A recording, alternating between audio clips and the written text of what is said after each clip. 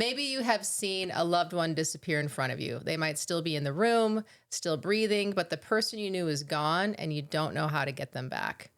Maybe it's your son, your daughter, a husband, a friend you grew up with. Maybe it's you. And every search you do at 2 a.m. lands you somewhere that doesn't feel real. Glossy rehab websites, influencer pep talks, religious answers from people who don't seem to know what addiction feels like from the inside. So today on Dialed In Health, we're going to be sitting down with someone who does know it from the inside. I'm with Jon Sommervold, the Executive Director of Tallgrass Recovery and Sober Living Homes right here in Sioux Falls. Jon's lived this. He's worked the steps himself. He now runs a 30-night, 12-step immersion program with roughly a 50% success rate. And the national average is around 10%, so that's pretty incredible success rate. And that's not a marketing line. It's what happens when you stop selling rehab and start building community.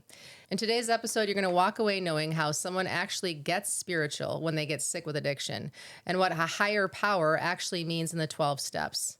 What to do with religious baggage and the hypocrisy that has turned so many people away, and the difference between heavy use and addiction, what to say when someone who does not think they have a problem, and exactly how the process starts at Tallgrass. Health and wellness is confusing. There's a new trend every week. Everyone's got an opinion, and half the time you can't tell what's legit from what's just good marketing. And we get it. We're in it too. Welcome to Dialed In Health. I'm Melissa Goodwin. Every episode, we bring in the people who actually do this work. Providers, practitioners, the experts who see clients and patients every day. We ask the questions you'd ask if you were sitting across from them so you can find the right people, make better decisions, and feel confident about what's out there. Whether it's peptides, gut health, water quality, ADHD, biohacking, or something you've never heard of, we're covering it. So let's get into it. Let's get dialed in. So today I'm sitting here with Jon. Welcome, Jon, to the show. Thank you very much. So maybe you can start by just telling us a little bit about your story. You know, how did you become the executive director of Tallgrass? I know it's not a simple line, right? That's it. Yeah, there's no degree in that. So I was a volunteer at Tallgrass, telling my story. I started volunteering there when I've been sober about 11 years. I stopped in to visit a friend who was there, and he had already decided it wasn't for him and left. And so the volunteer coordinator is like, well, how are you meeting your 12-step obligation? The 12-step is to bring this message to alcoholics.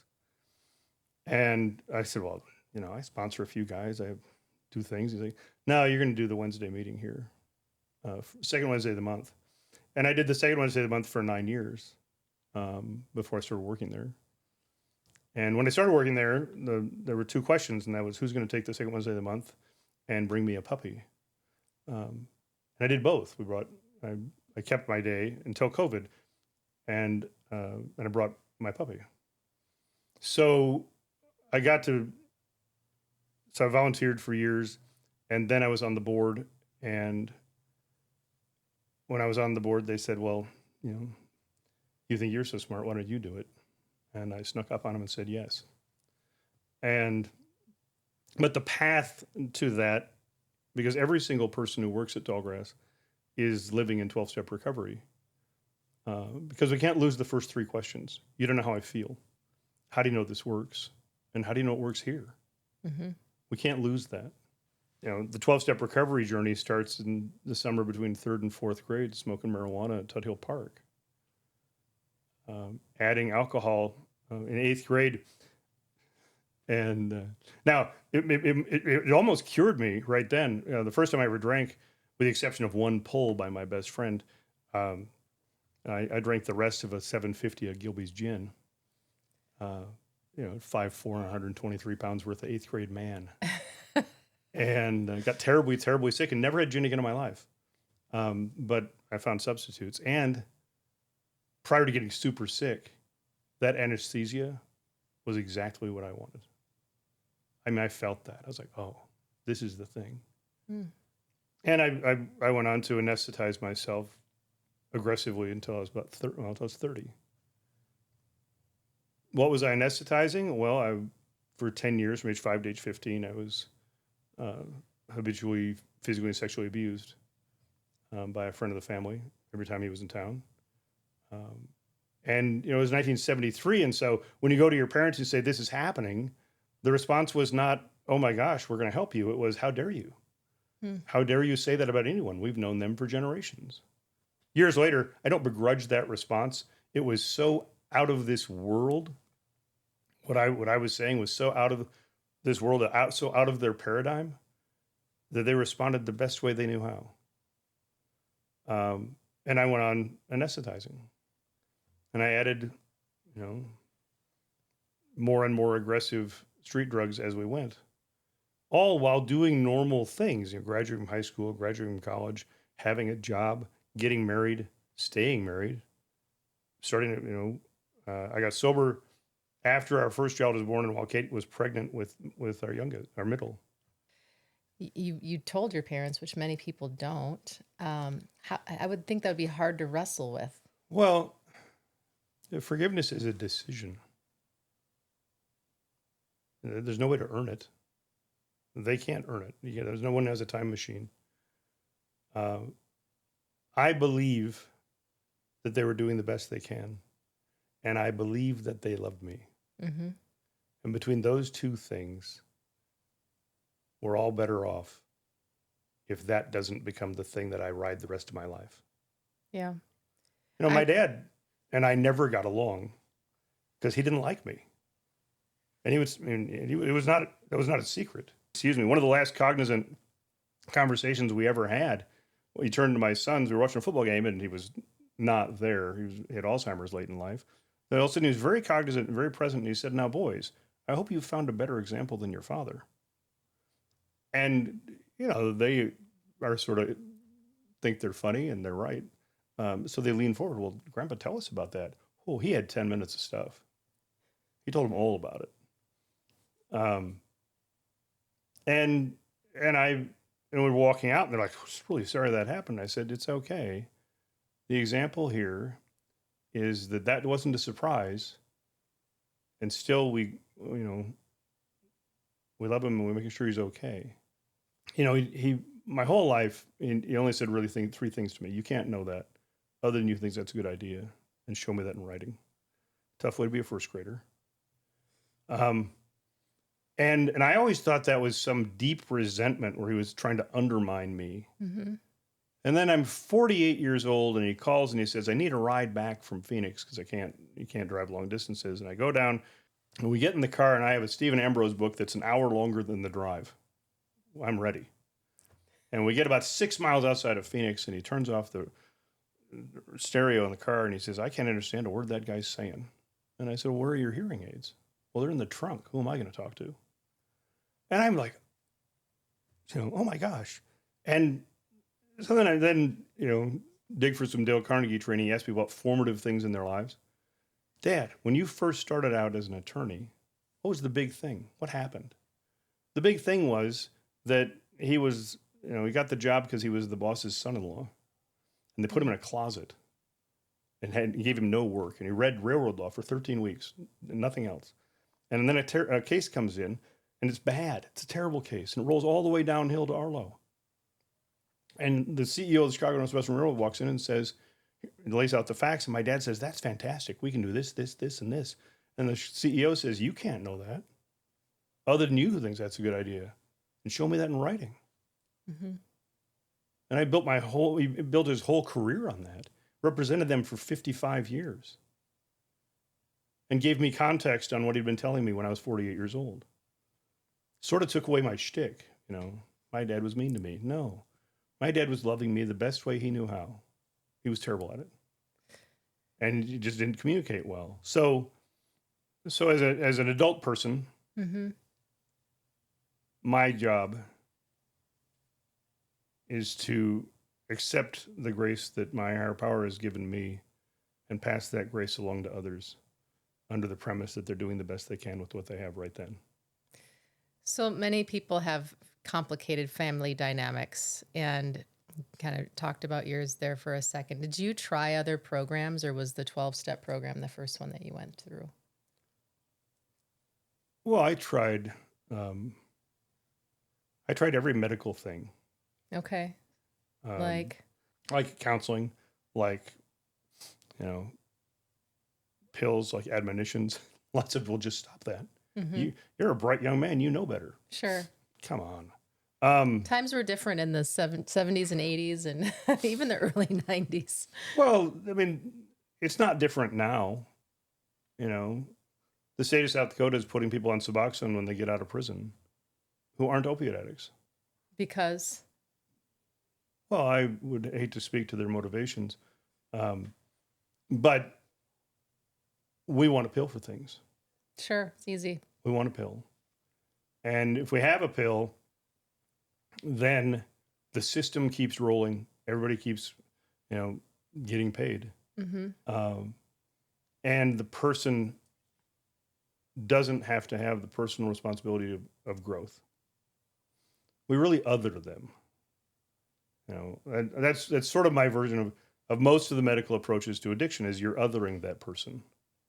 Because I'm going to give you this, you're going to take it for the rest of your life. There's strong evidence that it causes the same damage as the drugs you're taking now, but at least it's a prescription. But it's the best you can do because you're an addict. Well, I'm an addict and an alcoholic. At the end of my addiction, I was a daily alcohol, cocaine, and heroin user. By any estimation, clearly an addict.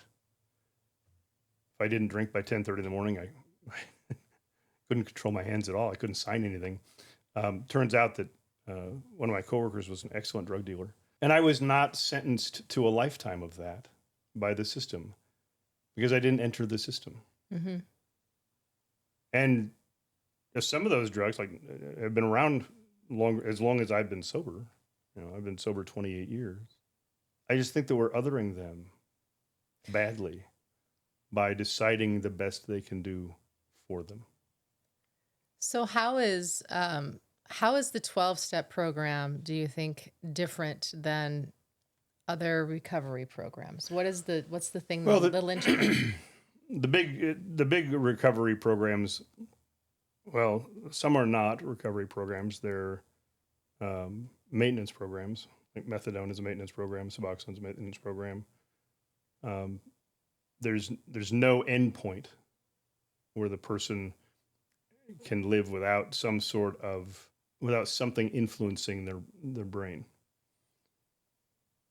Then you have cognitive behavioral therapy, which is the most common sort of chemical dependency counseling. Cognitive behavioral therapy, according to John Kelly at Harvard, works about 61% less of the time because it's a tough ask. Your brain is largely broken in your addiction. And so now we're going to use your decision-making ability to make better decisions. Well, I'm incapable of that. I think that's a huge ask for the addict. Think it through. What do you think has been happening? I don't know a single addict who's ever thought, well, yeah, this is what's best for me. Right. This is what I do. This is what I have to do. This is how I don't die. Because in the throes, it's not a problem, it's a solution. It's no small wonder that with a success rate of 8 or 10%, it's because you're asking for the impossible. You're asking for the person to fix themselves. Just know more. So you've been doing this work. You've been sober for 28 years, and you said part of the last step is to help others who are addicted. Having had a spiritual awakening, we bring this message to the alcoholic. What was that? Having had a spiritual awakening, we bring this message to the alcoholic. Okay. That's the last step. Yep. So you've seen all kinds of things, I would imagine. Yes. What makes Tallgrass, how do you have a 50% recovery rate when the national average is 10? Because we immerse people in 12-step recovery. In 12-step recovery, the only variable is the person. 12-step recovery works. The variable is, do you stick with it? Okay. In the beginning of the big book, it says, rarely have we seen a person fail who has followed these steps. When they first wrote it, they said never. A little strong. But rarely have we seen a person fail. And to the extent that we can actually give ourselves to the program and do it, the variable is not the program, it's the participant. And the reason Tallgrass works is because they see 100 examples of it working. The whole staff is in 12-step recovery. They will see us at meetings. They see us at the meetings that we take them to. You know, people who are not on the clock are still at the meeting. Everybody gets their own mentor who takes them through the first 7 steps. Mm-hmm. That mentor is someone in recovery who has just worked those steps. They will have 2 or 3 speakers a day, every day for 30 days, who will come in and share their story, work through a part of the big book of Alcoholics Anonymous with them, and they see examples over and over and over of the fact that it works. Then, you know, we invite them if you come through Tallgrass, you can come back for a meeting or a meal forever at no charge. So we invite them to be part of our community, and we immerse them in the recovery community in the city. And to the extent that you stay engaged, you have a spectacular chance. So what is it specifically? We all, like you mentioned a little bit about your history, and there's all kinds of things that happen to us, good, that are terrible and awful. What is it about the 12-step piece around religion that people really fight the most? First off, they think it's religion. Okay. It's not. One of the best speakers I ever heard, Bart R. from Stuart, Florida, said, "I have the higher power of my misunderstanding." Because if I could fully understand him, he'd only be as big as I am. And that's not big enough to save me. Bart is an avowed atheist. He has no God consciousness. He has a higher power. There's no religious aspect. Okay. Because there's no religious structure. There's no proclamation of faith. There's no metric where someone else decides if you have a God or not. It's not how it works. First off, there's no hierarchy in 12-step recovery. You know, our leaders, as it says in the book, our leaders are but trusted servants. They don't govern. You can't get kicked out because you pray wrong. So I think, and you don't get promoted because you pray more. No. In fact, we don't have to know. Okay. I don't have to know how or if or when you pray. I'm not here to decide if you're sober or not. I'm here to go to a meeting with people who have the same disease I do and are now experiencing the same promises in recovery that I am. Mm-hmm. It's a privilege. For a lot of people, when they first start, when I first came into 12-step recovery, I had zero faith, and I think that was an advantage. With zero faith, my first higher power was the fact of a meeting. Because I'm in a room with 45 people that, frankly, I looked down on. Mm-hmm. Don't they know who I am? With 45 people I looked down on who were all accomplishing something I could not accomplish. They were sober and they were happy. My first meeting is 12 years before my sobriety date. I was terrible at this. And they all had something I didn't have. And I didn't have any idea what it was.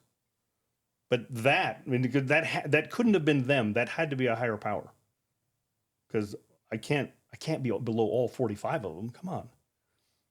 So that had to be a higher power. And that was my first higher power. My first higher power was the fact of a meeting. Okay. The fact that I went into a place where people greeted me, wanted me to come back, even after they knew me. And meant it. That's always a gift, no matter what group you're in. Yeah. My first sponsor, I was ruining the meetings because I knew things. Yeah. And so he walked across after I'd ruined about 8 in a row, and he said, "Hey, I'm your sponsor now." And I said, "I didn't ask my sponsor." And he said, "I know that, but I don't know how to get you to shut up." Because I had nothing to offer, but I was offering all the time. Mm-hmm. And the fact that a man who had no need of me at all, he'd been sober 30 years, he had I mean, he knew everyone in the room and their kids. He had such a full and beautiful life just to watch it. I, of course, deeply resented it. Of course, clearly, he couldn't have real problems. Look how happy he is. Mm-hmm. And that he walked across the room and just said, I'm your sponsor. I'm going to help you if you're willing to help yourself now. You have a lot of people in your program. They're there for 30 days. There's 12 steps, like, I don't know, like 2.5 steps a day or something like that. How do you know, that they've completed what they need to complete to be successful when they leave after that 30th day? Well, knowing is strong language. I have a very, very low prediction rate when I look at people who are coming in and leaving. I've tried to stop guessing because I do not know. One of the big dangers is being like a treatment center rock star. Look at me, look at all the things I can do. I did all my homework. And for some reason that person struggles way harder than the person who, fought tooth and nail for 23 days and then in the last 6 days thought, I have some work to do. It is not a regimented, okay, you're going to spend these 2.5 days on this step, and these 2.5 days on this step, and these 2.5 days on this step. We're only going through step 7. Which is what? Let's talk about the steps just a second. Yeah. Step 1 is not, I'm an alcoholic. Step 1 is, we came to believe we were powerless over alcohol, and our lives were unmanageable. That's different than I'm an alcoholic, because it's a sense of powerlessness. My problem, there's no part of this program that will teach me how to stop drinking, and no part of this problem will teach me how to drink less. Drinking or not drinking is a decision, then the question is, how do I live that way? Mm-hmm. So I'm powerless over alcohol. True statement. Also, peanut butter M&Ms. I can't have one. I mean, the dopamine just trips and I'm off to the races. They will be gone. Alcohol is the same way. So I'm an addict.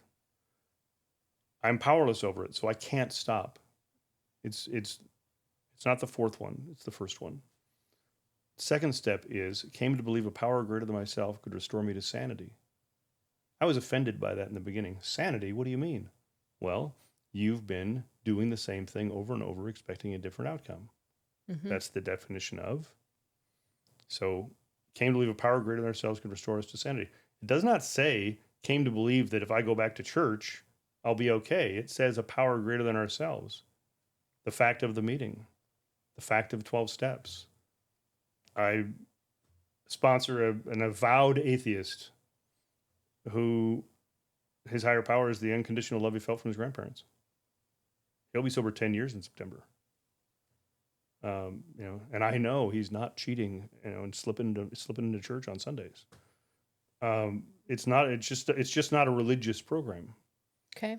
It's a spiritual realization that something in the world is bigger than I am. And if I right-size myself to the universe, I've made huge progress. Step 3 is turning my life and my will over to the higher power of my understanding. That might be the program. That might be meetings. Whatever you choose. About 75% of people in Alcoholics Anonymous or 12-step recovery go back to the faith tradition they grew up with. Most of them have a slightly different perspective on it when they return. I did not return to my denomination. I did return to Christianity, which I fought aggressively against for years.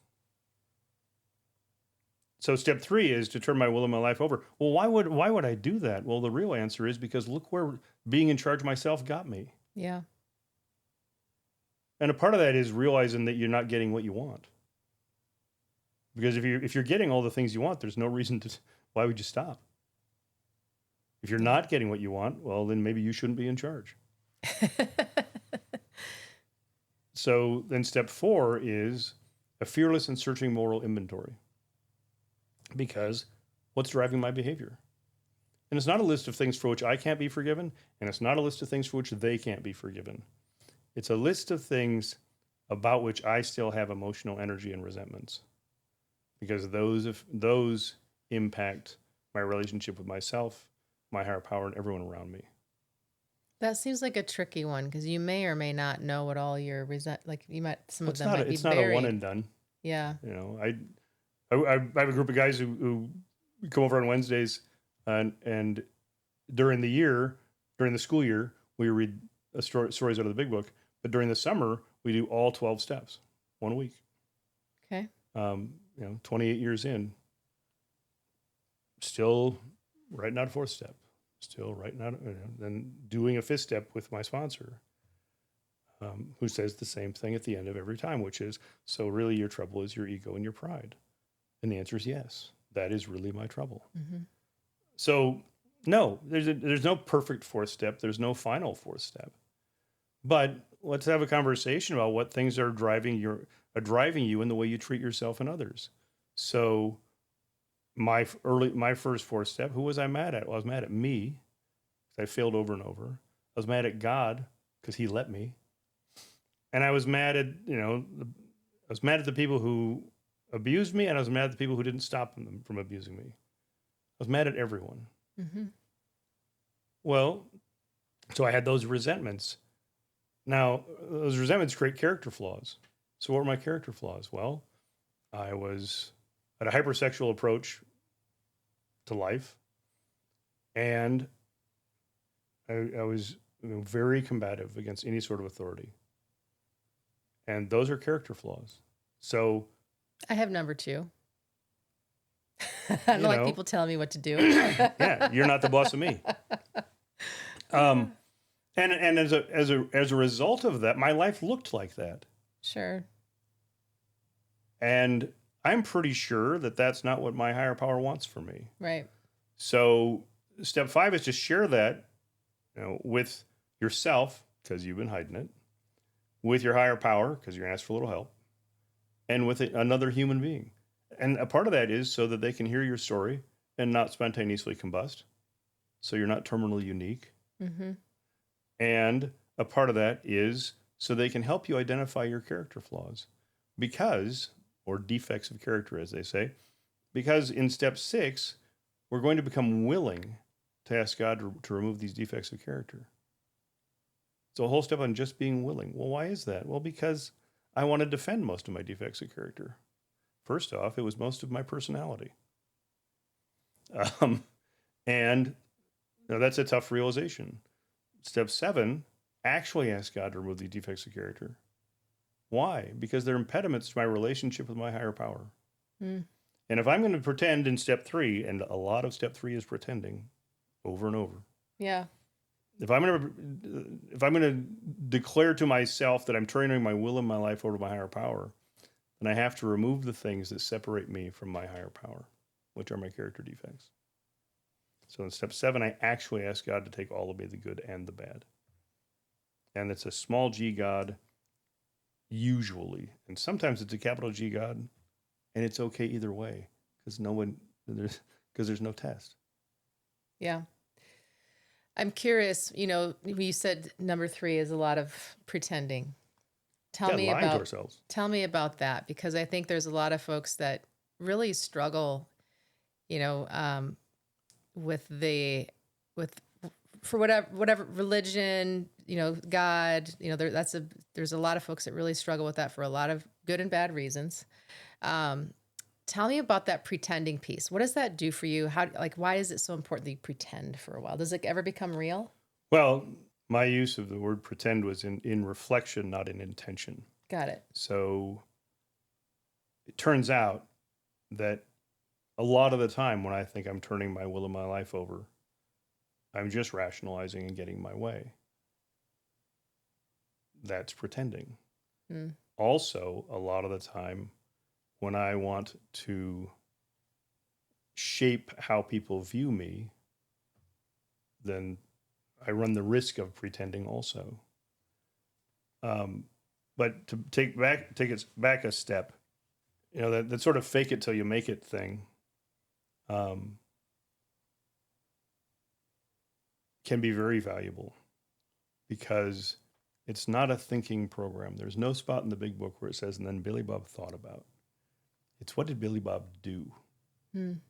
So what is our next right action? Not what is our next right thought. So I'm going to turn my will and my life over to God, the higher power of my understanding. I'm going to, the only way I can think of to do that is in situations where I have to make a decision, ask what the right next action would be.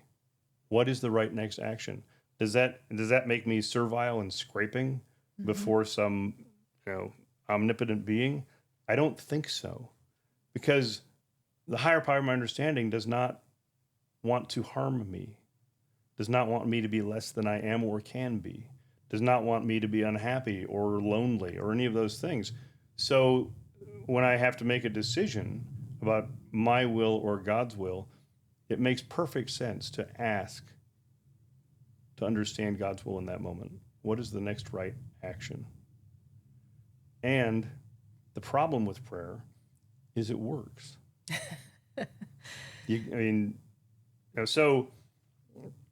So when we talk, people want to have the fight. I'm not going to just give in to some God of yours. Well, good, because it has to be yours. It's your higher power of your understanding, not mine. They may not be similar at all. Mm-hmm. The only advice I would give about your higher power is make it one that loves you and forgives you. Don't just get one who's going to drub you down. That's a terrible idea. Yeah, I don't want that one either. But you don't have to define, but that's the only definition. Loves you and forgives you. Do you ever see people just pretending, going through the motions so they can get through the program? All the time. And then the program sneaks up on them and it works. Okay. Because it's not a thinking program. It's a program of action. One of the great, on page 552 of the big book, there's a great lesson. And it is the most dangerous thing for us in recovery is resentments. I mean, just hating on anyone or anything is dangerous from the standpoint of never using again. So why is that so dangerous? Tell me about that. Because if we can indulge ourselves in anger and resentment, we can indulge ourselves in anything. Okay. Because it's a false sense of righteousness. That person did this to me. Well, so therefore I can, or therefore I don't have to, or therefore, look, they made me an addict. Mm-hmm. And that's what I am. So now you can do anything. What it says is, if you have resentment against someone, pray for that person for 14 days. Pray whether you want to or not. Pray whether you mean it or not. Pray for them to get exactly what you want for yourself, your outcomes, everything. And at the end of 14 days, you will find that resentment has turned to compassion. And the very, very frustrating thing about that is it works. Quick break. This episode is brought to you by Vitality Growth Labs. If you're a health or wellness practice and you're wondering why your phone isn't ringing the way it should be, Vitality Growth Labs builds the systems to fix that. Get found, build trust, fill your calendar. AI authority stacking, videos that connect with your clients, real tools, strategy, and execution that results in real revenue. Visit vitalitygrowthlabs.com or check the provider directory at vitalitygrowthlabs.com/the directory to find a trusted wellness provider near you. All right, back to the show. I have, so you have to do it 14 days in a row? Well, I think I've had some pretty tough grudges. It's taken me years to get rid of. And I was like trying to do the things and I'd say the things and I just didn't feel it, So I would imagine others might have similar kinds of stubbornness in them. I'm sure that's true. I think that the evidence would be that you did it the second day. Yeah. Means you're already working toward compassion for them. Okay. That you did it the fourth day, there might be that kernel there. It doesn't all come up roses. It doesn't. I've forgiven a lot of people I have no interest in having a relationship with. I've forgiven a lot of things that don't make me think, oh yeah, now let's have lunch. Right. No. I just need to get to the point where I'm okay with them being okay. Mm-hmm. It's the whole jailer is attached to the jail cell kind of a thing. You have to let that go. Well, for those that are going through the program, do you see differences in ages? I would imagine you've got different ages that you serve and how they interact with that program. Well, we have served in the last 18 months from 18 to 84 years old.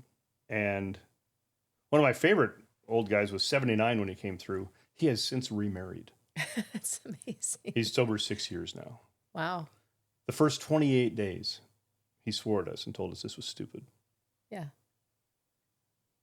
For 28 days. And the 29th day, he changed his tune. I have no idea what happened. He doesn't claim to be struck by lightning or any spiritual awakening. He just woke up and thought, well, actually, this might work. Mm-hmm. He goes to meetings, has a sponsor, does the things. Remarried at 84 years old. That's amazing. So yes, every generation you can see. I mean, oh, watch, it's a boomer going through. Oh, look, it's X going through. Let's go explain to the millennials why this is important to them. And yeah, unfortunately or fortunately, the descriptions of us as our generation are accurate. Mm-hmm. You know, in terms of how they approach the 12 steps, or in terms of how they work the 12 steps, or all of it, how they approach it, how much of it has to be their idea. Okay. Because we don't tell people you gotta do that. No, here's what I did. This is what I have. Mm-hmm. If you want it, just imitate it. Here's what I did. Because the reason that it works is we share experience, strength, and hope. We don't share, a template and a work ethic mm-hmm. and expectations. We don't do that. We share experience, strength, and hope. Here's how it was. This is what I did. Here's how it is now. I'm sure how many people have you sponsored? A lot over the years? Me? Yeah. Oh, I've probably sponsored 40 or 50 people. So I would imagine you've had some in that mix, some that you became very close to that maybe fell off the wagon. Is that a bad term? Do we say those terms? That's fine with me. And maybe more than once. What would you say to a family or a person who's like wants their loved one to get better? Well, don't stop. My first meeting is 12 years before my sobriety date. It's a long time. That's a long time. The last year, I was going to meetings but staying in the parking lot because I didn't have the wherewithal to walk inside and face those people because they were sober. They were doing something I couldn't do. So I would sit in the parking lot and cry and then drive home after an hour and lie and say I went to a great meeting. Really cathartic. So that's part of it. Don't stop. But also, the family members are incredibly important from the standpoint of love and support. They're also one of the most difficult people for the addict or alcoholic to hear. Mm. Say more about that. So in intervention training, we were taught where to put people in the room when we're going to do the intervention. Okay. An intervention is a beautiful, beautiful experience where 5 to 8 people are going to read you a handwritten letter about about the basis of your relationship, how much they love you, what they've seen happen, only facts, how much they miss you, and then a recommendation. And it just goes around the room. And you would think, when I first, I'm like, so then the wife goes first? No. The wife actually goes last and sits a little bit out of view. Okay. Because there's so much energy there and so much conflict. You can't hear that person. I mean, she could say, everything's ready to go, and all I would hear would be, you blame me for all of this. Mm-hmm. So I think the families can take some solace in the fact that it might not be on them to be the solution. They're not going to have the words. Mm-hmm. Even families, multi-generation addiction and the old people are all in recovery. It doesn't matter. The young people can't hear them because they're family. So how do you, if you feel like a loved one or a friend or a family member has gone from heavy usage to like there needs to be something that happens here, do you stage an intervention? Do you just love them and hope it gets better? Do you slide notes? This is what my mom used to do when I was younger. She would slide like Bible verses in the hopes that I would like come around and start going to church. What do you do as a family member to encourage without losing your own sanity? Well, I don't think that anything passive aggressive works. Yeah, it's weird, right? I just don't. We're not going to get it. I do think that there are some valuable questions. Hey, are you getting what you want? Because what I want for you in life is for you to get what you want. Are you getting what you want? Because from the outside, you seem very unhappy. That is not telling them they're ruining your life and, they need to fix it. It's just, are you getting what you want? And do you know of any people who have a solution? Do you want to be part of that? I've never known anyone. I've known, I'd say, a plurality of people who've gotten a note slid across the room. I don't know that it's ever worked, but it's sort of nice. I mean, at least that person cares enough to do that. Sure. And in the isolation that is addiction, that can make a difference. We tell people to keep communicating. I have a guy right now, we've been very close friends for 50 years. He is an incredibly angry addict and alcoholic. And so on the first of the month, I just text, hey, are you getting what you want and can I help? And I don't know what he's responding with because it just says Stephen has withdrawn or whatever it is, it raised this message. So he's sending something and I'm not seeing it. And then I'm seeing he took it The back. bubbles and they stop and the bubbles and they Well, stop. it's an actual message that says Stephen has withdrawn this message or whatever it is. Oh, okay. So he's texting something and then taking it back. Got it. My imagination has gone all over with that. Yeah, I would imagine.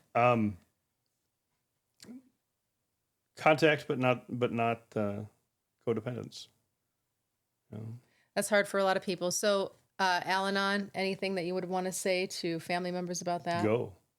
Okay. Al-Anon's an incredibly valuable. What is it? Exactly. Al-Anon is the 12-step experience for people who love someone who should be in their own 12-step experience. It's not for before. It's not Al-Anon until they join. It's not Al-Anon, after they join. It has nothing to do. There's no link necessarily to what the other person is doing, because that's the whole point of Al-Anon, to learn that you can't control what the other person is doing and they don't have to be a thief of all your joy. Yeah. And Al-Anon is incredibly valuable. There's some great speakers like Bob D on YouTube talks about Al-Anon a lot, and he'll say, there are no good Al-Anon meetings because that's the nature of the beast. They don't have glory days. Yeah. I think Al-Anon's incredibly valuable. At conferences and things, the Al-Anon speakers are almost always the best speakers. Because they don't have any glory days. They're not confused by when they were having fun. Al-Anon is an essential program. For if you're watching somebody and you're not sure if they have an addiction or if they're just having a rough time, how do you interpret that? How do you work through that? Or even if you yourself are just like, I don't know, I'm drinking a lot or, smoking a lot of pot or whatever the thing might be. And it's tough. How do you know? Well, we don't do assessments at Tallgrass. We ask. You ask what? Are you an alcoholic? And tell me about your drinking and your use. When was the last time you had two beers? Let me say that differently. When you had more than 2 beers, when was the last time you only had 2 beers? If you start, do you stop? There are, 90% of the world can drink. It's just the 10% of us that can't. There's no, really the litmus test is, are you powerless over alcohol? Mm-hmm. So if you start, does everything go wrong? If you start, can you stop? If you start, do you stop when you get blackout drunk? Do you stop when you get in a fight? Do you stop when you run out of money or friends, when do you stop? And I was sober 10 years before I learned that there was a difference between blackout drinking and passing out. Okay. Passing out, easy to understand. There you are on the floor. Blackout drinking is just, not remembering the last several hours of your night while you were moving through the world. Mm-hmm. Just, you don't remember it. Or do you have like flashes of things, or you don't remember? Maybe. Like, I kind of remember saying that. Or- That was weird. Or you stopped going to high school reunions because people kept saying, do you remember the time? Yeah. No. The fact that someone throws up or passes out or whatever it is, it doesn't mean they're an alcoholic. The question is, in the normal course of life, if they have a drink, what happens next? I'm curious when somebody goes through your program, I've heard before the opposite of addiction is connection. Do you find that to be true? If so, like, how do you know someone is healthy and connected and in a good place? You had a smile there like that was a crazy question. Well, I am not in a position to decide who's healthy. Okay. I believe that everybody's working on it and doing the best they can. Yeah. We are an immersive 12-step program. The whole thing we're doing is trying to invite someone into our community, trying to invite them into the recovery community where they will have that sense of connection, maybe for the first time. Because the key to connection is honesty. Most of us haven't told the truth in years when we're using and drinking. Mm-hmm. And in fact, I think that in early meetings, it wouldn't be at all bad to say, my name is Jon, I'm an addict, an alcoholic, and a liar. I mean, whether it needed to lie right then or not, it just happens. So, and that's the opposite of connection, because if you're lying to people, even if they love you, you don't believe it. Mm-hmm. I was sober 6 years before someone said, I love you. And the first thought in my head wasn't, well, you just don't know enough. But when you're being honest, then you can experience the connection. And that's what the community does. It's called a program of honesty for a reason. And so, addiction and connection are opposites. That's why we have a sponsor. My sponsor is not my best friend, but he loves me more than I love myself. And he helps me see myself. And we have a program of recovery. It's not the world according to Jim. It's Jim saying, well, let's look at this and how it applies to you right now. How do you know when it's time to intervene or to talk to somebody? The first thing to do is just ask, hey, are you okay? Sure. That seems like you could probably ask that to a lot of people today and get a lot of different answers. Well, yeah, a lot of people are not okay. They might not be addicts or alcoholics. Right. Right. In fact, being an addict or alcoholic is a huge advantage because we know what to do. Right. To feel better. Yeah. We joke, the normies in the world don't have a program. Yeah. We do. I know with certainty if I am down, what to do next. And what a privilege that is. And I know that when it's the whole world, it's actually me. Mm-hmm. And I need to go to a meeting and I need to talk to my sponsor because I have to right size myself to the universe. And there are things I'm trying to control or that I want to indulge myself with being upset about that have nothing to do with my place in the universe. So I have a few mythbusters or facts or statements. Maybe not facts. I'm going to read to you and you can tell me, I'm going to have you react to these.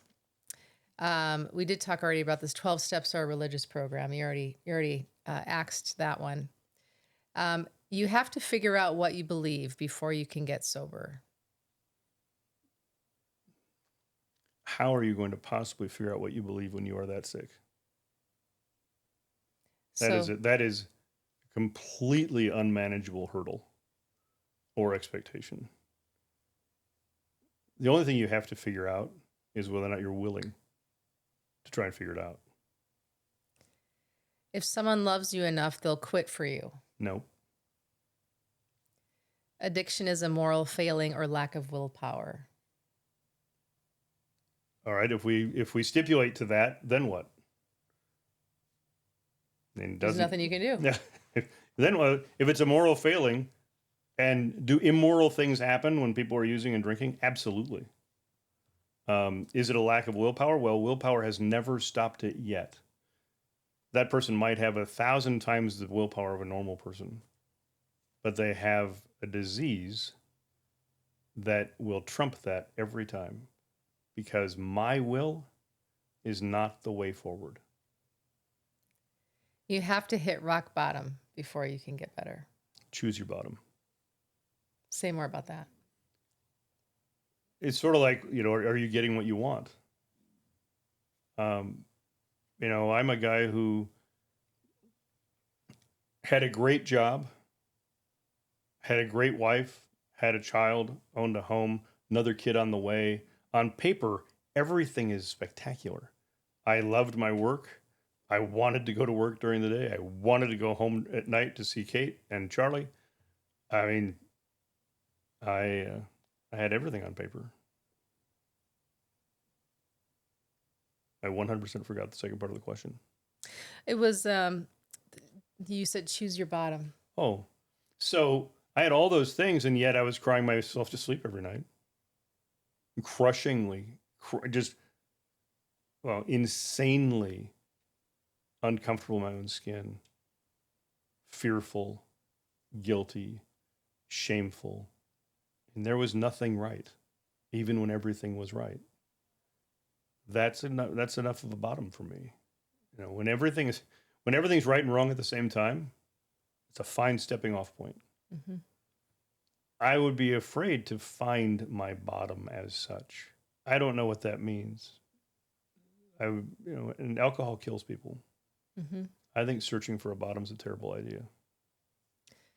What if you had a billboard in Sioux Falls and you could put something about that people could drive by and see every day about addiction and recovery? What would your billboard say?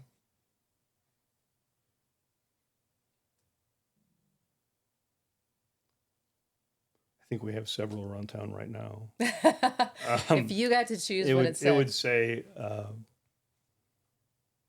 It would say, come experience the promises of recovery with us. There is a program, and it works. Too many words, but that's still pretty good. Okay. Well, I think the first line was pretty good, but I'll give it to you. It's very, very difficult to describe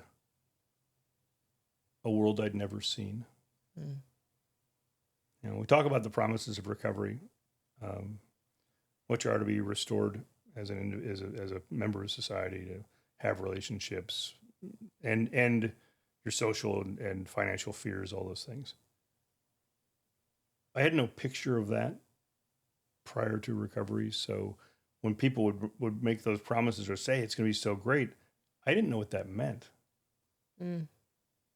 And I was terrified. It was just the same thing, but wide awake for it. My billboard might say, it's even better than you think, or it's even better than you dreamed. That's a good one. My experience of recovery is exponentially better than anything I expected. And the strongest evidence I have of God is that this happened. I think that's a good billboard as any. There you go. You've got to put that one up. Oh. Are you in charge of marketing too? No. We'll turn that over to the professionals at Hank & Schultz. There you go. Well, I appreciate the conversation today, Jon. For those that may be looking for help or not sure where to start, where would you like to direct them? I would ask them to call our campus. Okay. 605-368-5559. Someone who's in 12-step recovery will answer the phone and will direct them to the next steps. Whether that's with us or not with us, it does not matter. Our mission is to help every single person who reaches out to us. And If we're sending you elsewhere, that's fine. We're going to give you their number. We're going to tell you who to talk to there.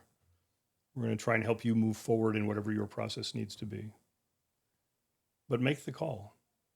What if you're afraid to pick up the phone? Can they find you online somewhere? They can find us online, and they can go to the contact us part. And there's a chat thing on the, all the bots in the world are available. But what's going to happen is somebody's going to call them. Okay. And they're going to say, hey, this is Alex from Tallgrass. And I understand you're reaching out, and I'm a person who had been in 12-step recovery for 6 years. I came through Tallgrass myself. What do you want to talk about? And that's Tallgrass. What's the website? Tallgrassrecovery.org. Okay. And if you want to stage an intervention, how do we find you? Call Tallgrass. Call Tallgrass for an intervention too. Okay, sounds good. Well, thank you again for your sharing all the important work that you're doing every single day, your own story. I know those are help a lot of people to hear that, maybe see parts of their lives in that story as well. So thank you very much. Appreciate you being on the show. Thanks, Melissa. Hey, that's our show. If someone came to mind while you were listening to this, if you thought, hey, my sister needs to hear this, or I should send this to my mom, or my buddy would get a lot out of this, please share it with them. Just hit the share button and send it their way. You never know what one conversation, one episode, or one piece of information can do for someone who's been looking for answers. And if you haven't subscribed yet, please do it now. It takes 2 seconds, it's free, and it means you won't miss an episode. We've got incredible stuff coming up, and I don't want you to miss any of it.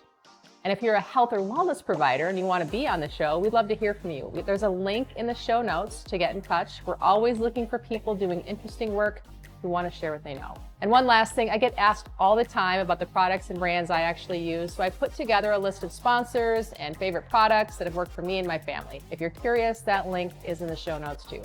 Thank you for being here. And I really mean that. I'm Melissa Goodwin. The line is open. See you next time.